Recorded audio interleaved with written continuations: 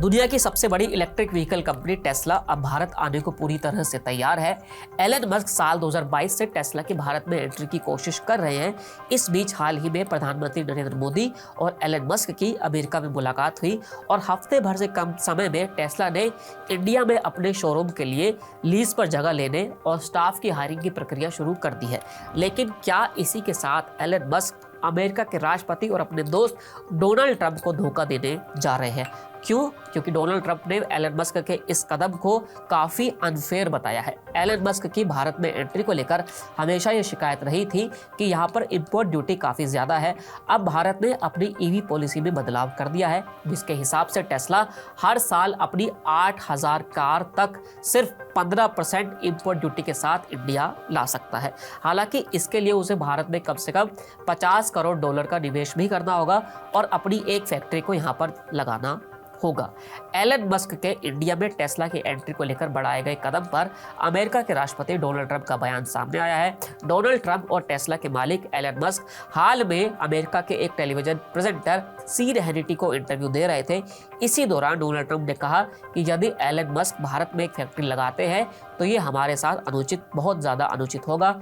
Donald Trump अमेरिकी product पर बाकी देशों द्वारा लगाए जाने वाले हाई टैरिफ को लेकर काफी मुकर रहे हैं।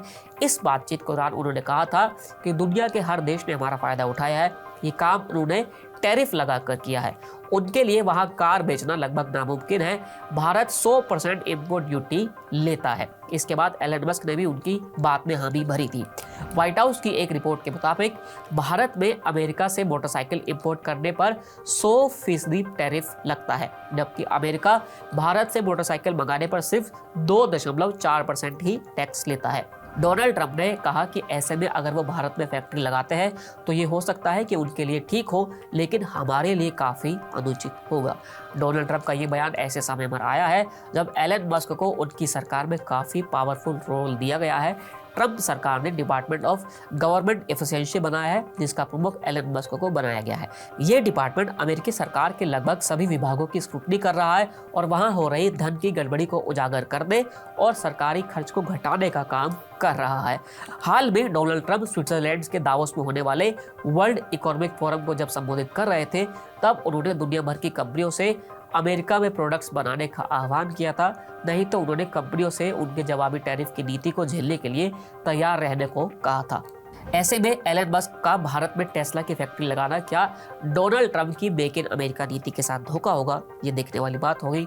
और क्या डोनाल्ड ट्रंप की इस कथित धमकी के साथ एलन मस्क अपने वादे से पीछे हटते हैं या नहीं, देखना ये भी होगा। फिलहाल इस वीडियो में इतना ही। फिर मिलेंगे नई वीडियो के साथ। शुक्रिया।